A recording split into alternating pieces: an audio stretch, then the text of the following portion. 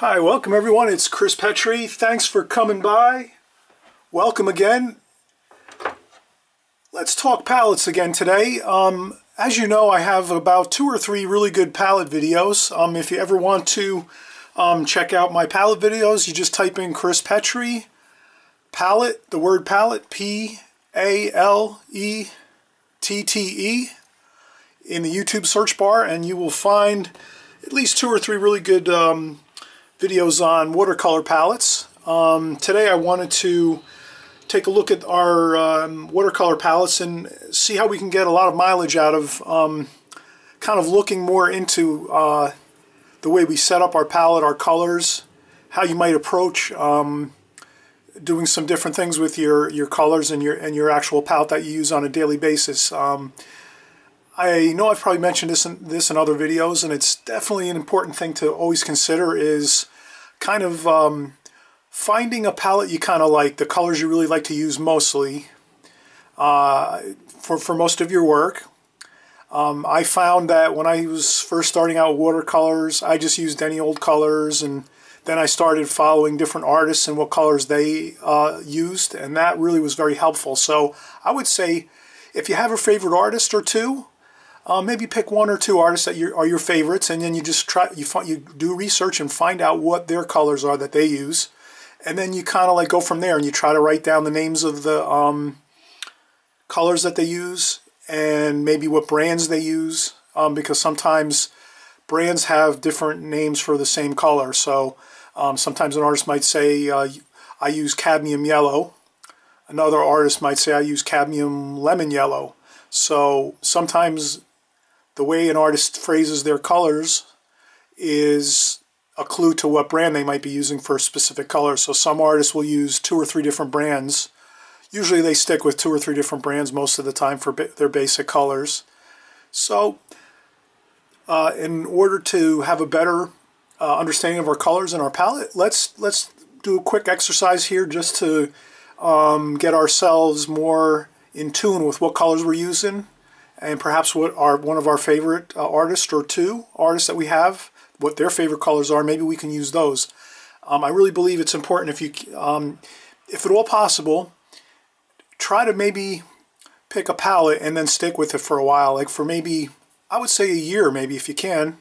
I know everyone likes to try different colors, and I do too, but if you can stick with maybe a consistent palette, the same all the time for maybe a year, and then if you have little extra fun colors you like on the side, you can have those too and use those when you want to. But if you stick with the main palette for most of all your work, you're going to find that your painting will be a little bit easier, and you'll be able to recognize colors a little bit quicker when you're looking at other people's artwork, or if you're even looking outside at the different things out in nature and so forth. So sticking with the same colors is really important. So let's take a look. I have my palette here, and what I'll do is I'll suggest an exercise you can do, which will be really fun and simple, and then you can do this exercise yourself, and you can go from there, and this will be really fun. So first thing I would do is I just took a piece of scrap matte paper and I went around. So we're going to pretend this is my palette. So whatever palette you have, you can have some fun and try to draw your palette onto a piece of watercolor paper. So I'm going to take my palette right here, and I'm going to draw my palette on a piece of paper. So I will go over here, grab a ruler,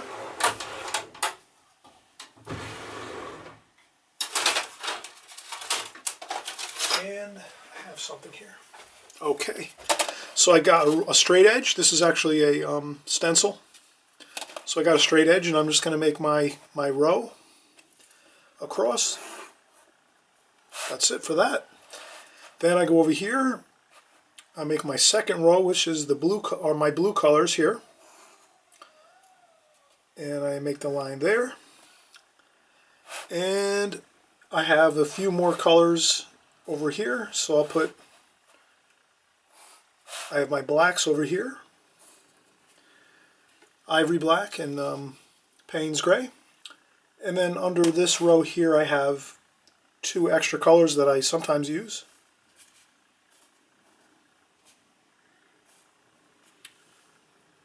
And that is pretty good, looking good. So it doesn't have to be perfect. You can hand draw it, or you can use a template or a ruler if you have a ruler, or a straight edge, any kind of straight edge. Sometimes I'll just use a piece of paper for a straight edge, like this, and just, you know, use this. And I'll draw this by hand. So I start out with a good rectangle. Then I go from here, and then I'll just try to get in my palettes, my palette wells. Now, how many wells do I have? I count them up. 1, 2, 3, 4, 5, 6, 7, 8, 9, 10, 11, 12. So that's easy to divide this. I just 12 across. So I just go about halfway on this and make a line. That will be there. And then I'm going to go 6 on each side. So 6 we divide again in half. That will be 3 and 3. So we do 3 over here, 3 over here. And then we do the same thing here. We go halfway, make a line, and then 1, 2, 3, and then another 3 there, divide them approximately, and that gives us our 12 across. Then there's another 4 over here, so this is kind of about approximately 4 there. 2 we already have there, 2 here, and there's another one over here too I have. Prussian blue. Alright, so that's basically my palette. So then what we do is we do this, draw it out, then we grab our paints and our palette, and we have some clean water, of course, in a bucket over here on the side. We have just a nice water bucket with some clean, fresh water. I have a brush, and we can go right in and we just start from left to right. So we'll go into our first color, Alizarin Crimson, and we'll do our Alizarin Crimson over here.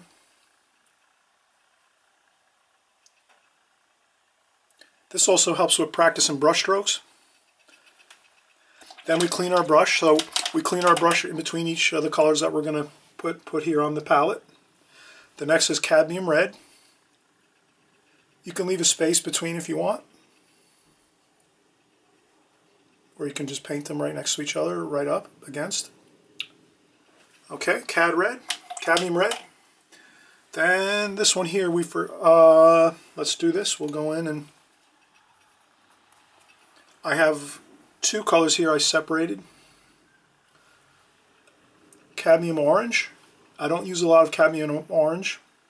Goes a long way, lasts a long time.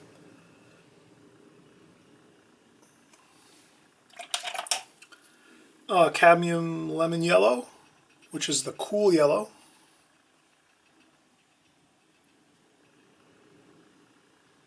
And then a warm yellow, cadmium yellow.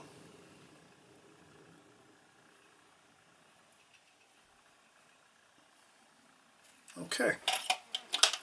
Then we have some, this is nice for flowers, like flower paintings and things. And this is Opera Rose.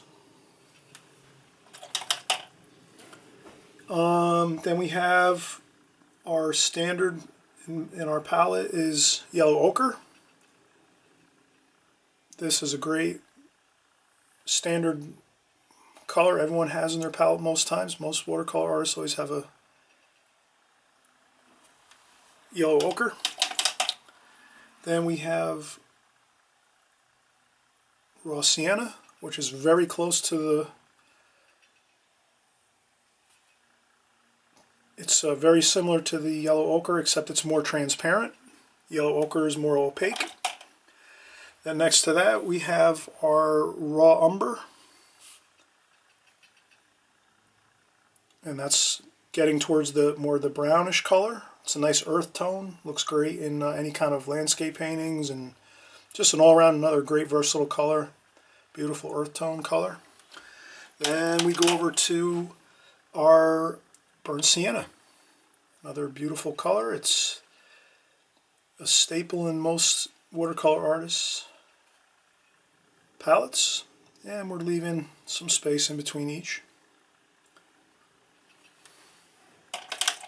Then we go with burnt umber, another staple of most all watercolor artists will have this in their palette, and this is beautiful for earth tones, and you can make some great real beautiful dark colors with burnt umber mixed with other colors like maybe French ultramarine blue or alizarin crimson. Then we're going to go into some greens, chromium of oxide. This is a very opaque green, looks great with landscapes.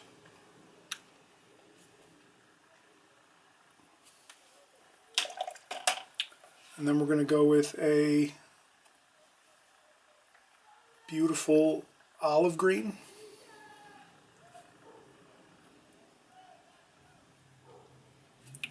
Next to our olive green we will have sap green, which is more of a cooler green and very bright, high intensity.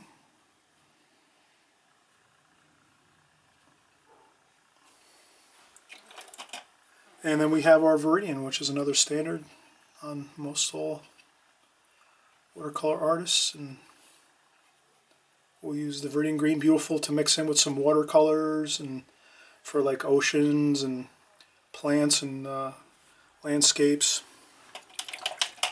Then we have a staple for everyone's palette, the cerulean blue.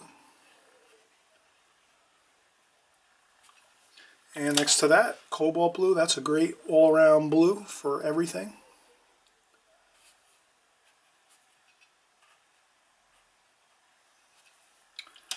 French ultramarine blue next. This is great blue all around. Everyone has this usually on their palette most times. Beautiful ocean colors and sky colors. Again, my watercolors are all fresh, moist squeeze paint. That's how we get to really see the true beautiful color of our paints. And then we have our mineral violet, purple color.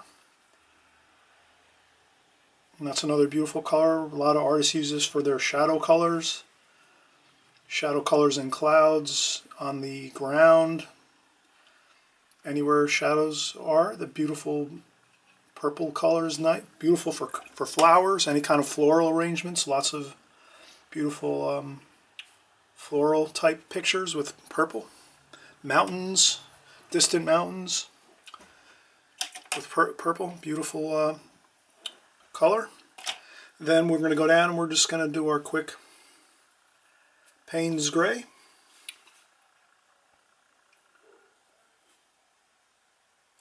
And when you do these swatches, you can always leave a little variation to the color, maybe so you can see the color in. And this would be another fun exercise. You can do this same exercise in maybe three different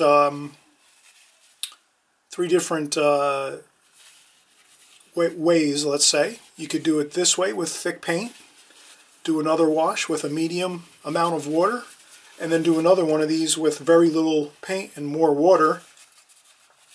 And then you kind of see the colors as they change as you add more water to the pigment, to the paint. So you'll see the different ways the colors change as you add more water. And let's go with our ivory black. Ivory black is a warm black. Payne's Gray is a cool black. So what we can say is, if we were using a straight black ink and we added a little bit of brown or burnt sienna to this black ink, we would have a warm black like this, ivory black. If we were to add a little bit of blue, let's say we add a little bit of French ultramarine blue to black ink, then we'd have this color, like the Payne's Gray, which has got a little bit of a bluish color to it. And then here we have another beautiful color. This is Prussian blue. Beautiful for oceans and water scenes and floral scenes. Beautiful color as well for blue. I got so used to using these blues here, cerulean, cobalt, and French ultramarine, in the beginning in my first, probably 5 or 10 years of painting, so I just kind of always use those most of the time. But I do use Prussian blue too a lot, and it's a beautiful color. And there we have the palette. So that's my palette right there, and then like that. And then what we can do is we can label this and say Well, this palette is one of my favorite artists. Whoever it is, you write down the name of the artist, so you will use their colors. You find out and research what color your favorite artist is using. Then you fill your palette up with their colors, and then you would label them and say, okay, this is alizarin crimson. And then you can, you know, cad red instead of cadmium, you kind of know. So you would just write down the names of the colors so you remember them, and you can change things around, label things differently, but it's good to write down the names of the colors. And you don't have to be this structured too. You can just as easily, if you don't want to be as exacting or as precise with your palette practice, doing some of these swatches, you can just really do a more simple version where you can just really start out and, you know, do a small swatch of color as you go. Alizarin crimson, cadmium red, cadmium orange. It's important to wash the brush off in between each color when you're doing your palette swatches. Cadmium yellow lemon, cadmium yellow, and then you can do it that way too. You don't have to be... The thing that's really cool about this is if you draw out your palette like we did here with the segments and you count them up and you get pretty accurate with the colors and where they are in your palette, then you can, when you want to add a new color or change a few colors around, you kind of like can figure out a little bit easier where you might want to change your palette to, like what colors you want to maybe switch around a little bit to make it work a little better for you. I tend to like using the warm colors on the left and then the cooler colors on the right. So my palette is usually set up warm colors on the left, cool colors on the right. And that's how I set up my palette, really. That's simple. And you can set up your palette any way you like. You might like the cool colors on the left, so you'll do all your blues and greens on the left, and you keep your reds and yellows and warmer colors on the right side. So this is a real fun way, again, to learn about your colors, learn about your favorite artist colors, so that you can use what they use. And if you're doing their paintings, you'll have more of an easier time, perhaps practicing what they're doing on their paintings with the colors they use. So, and then you can do the same thing again. You can do abbreviations. Aliz crimson. You can make abbreviations. C red. Cadmium orange. You know, you can make up your own little system of how you label things. And when you write them down, you'll be a lot more likely to remember them too. So each time you create a palette swatch like this, you write it down, you are thinking about it, and you're more likely to remember these colors. And then it's just easier when you're at the store buying or online buying paints. You remember your colors quicker, easier, everything goes faster. And then when you're painting too, you look out and go, oh yeah, those mountains over there are sap green, and the mountains behind in the distance are like a nice mineral violet, purple color. So knowing your colors, knowing your palette is real important, and we could have fun with learning how to use our palette better and learning the colors. And again, I always encourage everyone, if you can find if you have a favorite artist or two and you try to use their colors a lot, you'll get used to those same colors, and then from there you can then change your palette around to customize it to the way you like to paint even more. Alright, I hope this was helpful for everyone. Just having some fun here in the studio. No big deal, making some swatches. We did a nice color swatch of our palette. The colors we use, we basically just drew out, again as a recap here, we just drew out on a piece of watercolor paper our palette. We drew it out with the same amount of squares as our wells of paint, and then we took our colors and we just put them in and we labeled them. And then we can label these, and then we have it for our future reference. And then if we want to change things around, we can do that. And then if we said, oh, well, last year I was using that palette, it seemed to have worked better for me. And then we have this, we can have this next to us in the studio, taped up on the wall, or maybe just, you know, in a drawer. And we could take it out and go, oh yeah, this was the palette I used on 2018. And that worked out really great for me. And I'm going to go back to this one because it works better. Oh, whatever. So you just change it around, have fun with it, enjoy, and we will see you on the next video. Bye for now.